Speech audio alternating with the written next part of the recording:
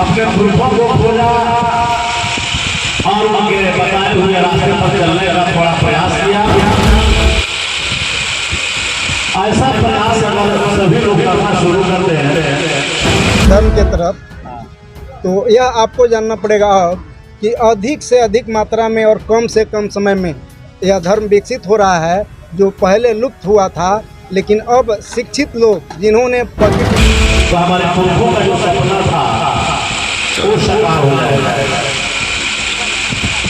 तो ये जो पूजा के समान है, ये कोई हजाम भाई नहीं रखे हैं, कोई पंडित जी नहीं रखे हैं। पंडित जी का होता है बहुत लोग चल रहा है कि कलम खोसा और किताबों के माध्यम से जीवन यापन कर रहे हैं।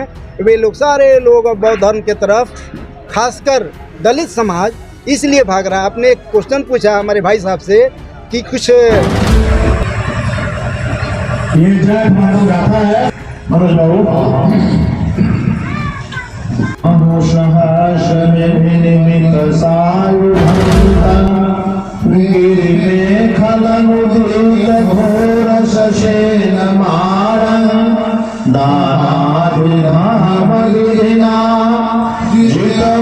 कंडीशन बताइए।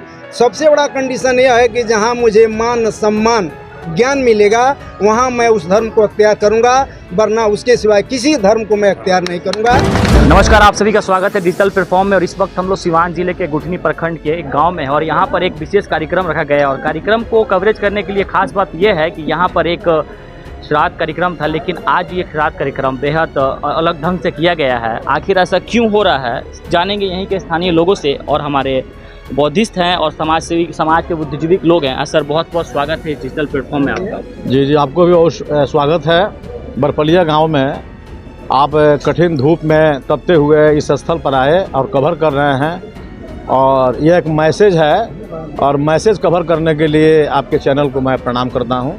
अच्छा सर, जानकारी के मुताबिक यहाँ पर एक श्राद्ध कार्यक्रम था, लेकिन ये थोड़ा भिन्न था। ये क्या मतलब किस रूप से किया जा रहा है सर? देखिए, यह श्रद्धार्पण सभा कहते हैं, कजिया हम लोग नहीं कहते हैं, और हिंदी में शुद्ध इसको कीर्ति स्मरण कहते हैं, पाली में पुण्य अनुमोदन कहते हैं।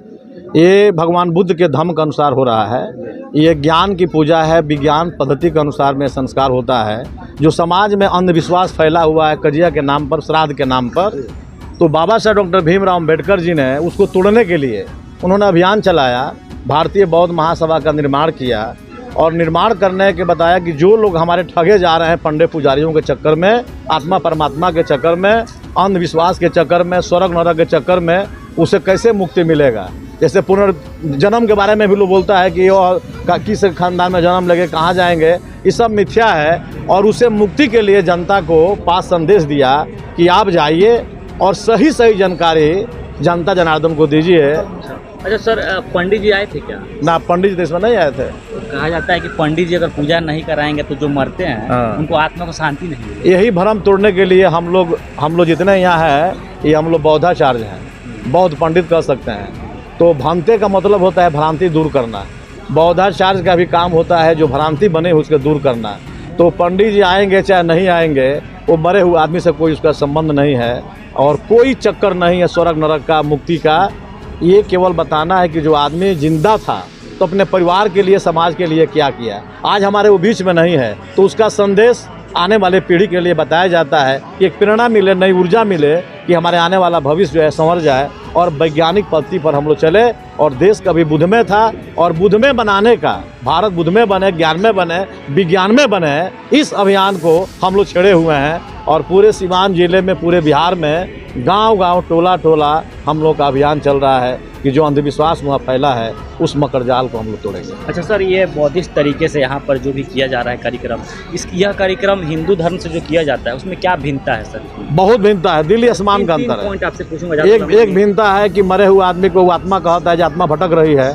हमारे बौद्ध धर्म में आत्मा नाम की कोई चीज़ नहीं होती है। उसके बाद बोलता है कि आत्मा पुनर्जीवन जन्म लेती है, पुनर्जन्म। तो हिंदू धर्म में पुनर्जन्म है, हमारे बौद्ध धर्म में पुनर्जन्म वरम नहीं है कि जो मर जाए फिर आ जाए। कोई शाही चेहरा कहीं देखे हैं मरते हुए? कितना लोग मरते हैं। कोई ऐसा बता दीजिए कि जैसा सकल गम, अब प्रभुनाथ बाबू जैसा कोई आदमी पैदा हो जाए घर में उन्हीं के जैसा, तब ना हम कहेंगे पुनर्जन्म हुआ है। तो ऐसा तो कोई होता नहीं है। तो एक हो गया कि पुनर्जन्म, आत्मा और स्वर्ग और नरक। वो कहता है कि स्वर्ग नरक होता है और हमारे यहाँ स्वर्ग नरक नहीं होता है। कोई देखा नहीं, कोई प्रमाण नहीं है। अच्छा चलिए, ऐसे सवाल अब डॉक्टर साहब एक आपसे थोड़ा सामाजिक सवाल मैं करूँगा।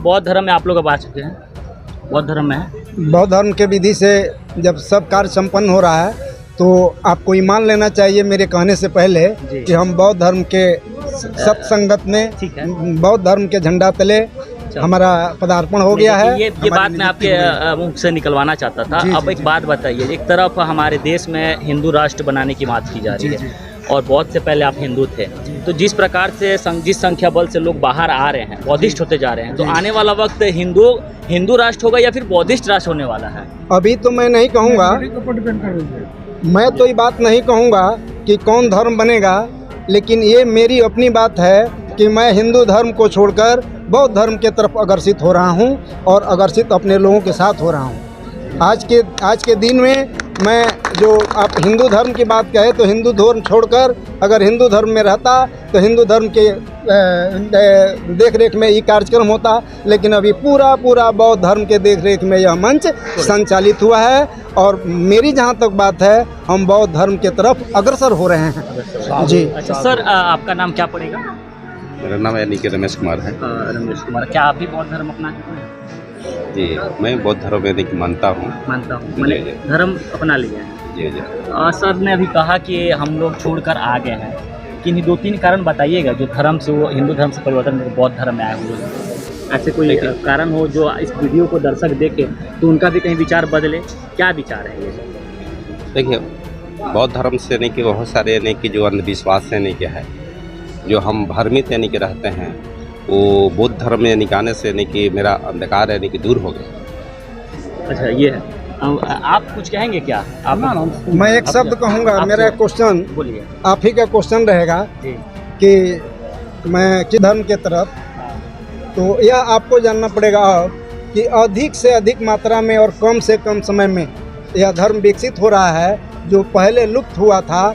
लेकिन अब शिक्षित लोग जिन्होंने पॉकेट में कलम खोसा और किताबों के माध्यम से जीवन यापन कर रहे हैं, वे लोग सारे लोग अब बौद्ध धर्म के तरफ, खासकर दलित समाज इसलिए भाग रहा है। आपने एक क्वेश्चन पूछा हमारे भाई साहब से कि कुछ कंडीशन बताइए।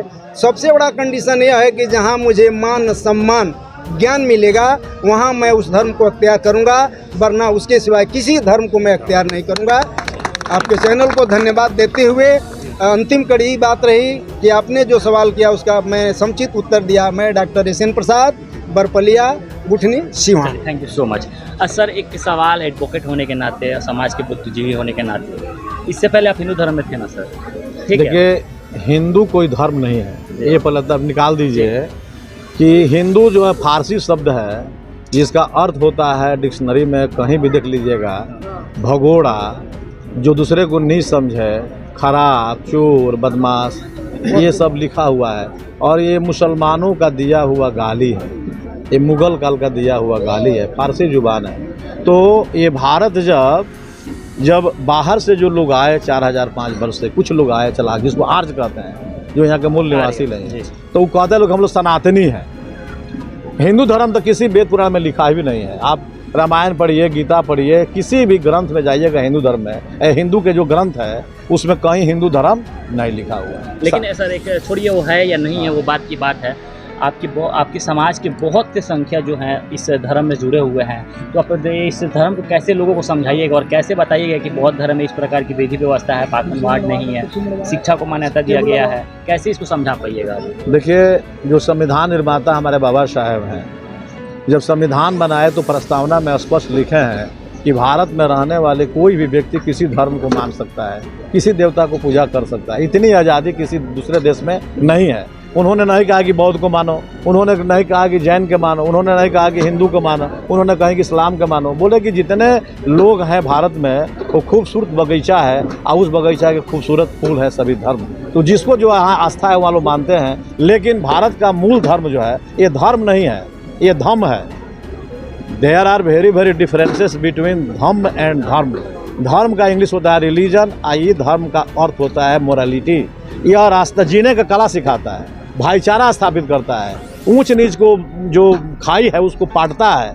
इसलिए ये भारत प्राचीन काल में सम्राट अशोक के पहले बाद में ये पूरे देश जो है सो बुद्ध में था।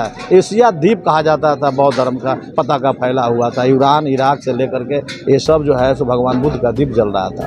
तो मुझे ये कहना है कि हिंदू धर्म जो कहते हैं कि सब लोग हिंदू हैं, तो हम हिंदू नहीं हैं, हिंदू के गुलाम हैं। बाबा साहब ने एक शब्द कहा है कि मेरे भारत के मूल निवासी हो, तुम कभी हिंदू नहीं थे, तुम आज भी हिंदू नहीं हो, केवल तुम हिंदू धर्म के गुलाम हो।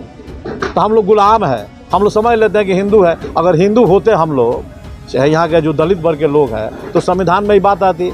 संविधान में जो है अनुसूचित जाति आता है, अनुसूचित माने होता है शेड्यूल और कास्ट, माने बाद में इसकी गणना की गई। हम लोग अछूत हैं, टचेबल है, हम लोग टचेबल नॉन टचेबल हैं, हमको कोई टच नहीं कर सकता था। तो हम पांचवा वर्ण में आते हैं। 4 वर्ण ब्राह्मण क्षत्रिय वैश्य शूद्र जो बना हुआ है, ये 4 वर्ण। तो शूद्र में हम लोग शूद्र भी नहीं है, शूद्र में बैकवर्ड लोग आते हैं, ओबीसी आते हैं। ये 5वां वर्ण है जिसको आप अछूत कह सकते हैं। और संविधान में कभी भी अनुसूचित जाति को हिंदू धर्म नहीं लिखा गया। तो भगवान बुद्ध का ये धम्म जो है सबको जुड़ने का। इसमें सुजाता जादव की जो लड़की थी राजा महाराजा का, वो धर्म को चलाई। भगवान बुद्ध को खीर नहीं खिलाई होती तो भगवान मर गए होते। ये सभी जातियों का संगम है, ये महासमुद्र है, इसमें जितने लोग आते हैं सभी खो जाते हैं। तो हम लोग क्या फैला रहे हैं? मैत्री फैला रहे हैं, भाईचारा फैला रहे हैं। आज जो बड़ छोट का जो बना हुआ है इतना डिफरेंट, उसको हम लोग मिटा रहे हैं कि भाई मानव मानव एक समान है। बौद्ध धर्म का नारा है सबसे भाईचारा है। बौद्ध धर्म की क्या पहचान? मानव मानव एक समान। ये जुड़ने का काम करता है, लेकिन जो लोग तोड़ने का काम कर रहे हैं कि हम पंडित जी हैं, हम सबसे बड़का हैं। कैसे बड़का है भाई? हम क्षत्रिय हैं, हम लड़ाकू हैं। तो कैसे गुलाम हो गया देश अपना? जब क्षत्रिय थे तो बाहर के मुट्ठी भर लोग आए, कई हजार बरस गुलाम बनाए। तो कहने के लिए हम क्षत्रिय है, कहने के लिए हम ब्राह्मण है, ज्ञानी है। यहाँ रविदास इतना ज्ञानी कौन हुआ? कबीर इतना ज्ञानी कौन हुआ? अम्बेडकर ऐसा ज्ञानी कौन हुआ? राष्ट्रपिता ज्योतिबा फुले ऐसा ज्ञानी कौन हुआ? साहू जी महाराज ऐसा दानी कौन हुआ? चंद्रगुप्त मौर्य जैसा राजा कौन हुआ? सम्राट प्रियदर्शी राजा ऐसा कौन हुआ? ये सब पिछड़े वर्ग दलित में बने हुए लोग हैं और ओबीसी समाज में।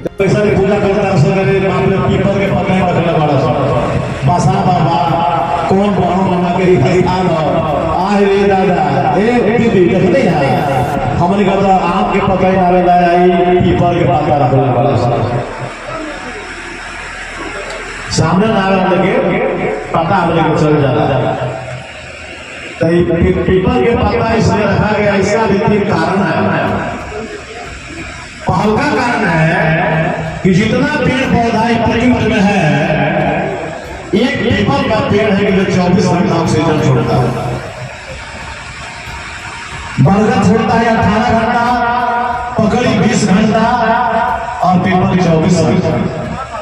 इसीलिए कबीर बाबा ने कहा है कि और पीपल पाकर ना ही आप कहे कबीर एक लाकर चाहता दत्व नहीं हो। आयुर्वेदिक पेड़ है, जिस मोहल्ले में पीपल का, बरगद का, पकड़ी का, नीम का पेड़ होगा, वहाँ दम फूलने की बीमारी, दमा के % कम लोग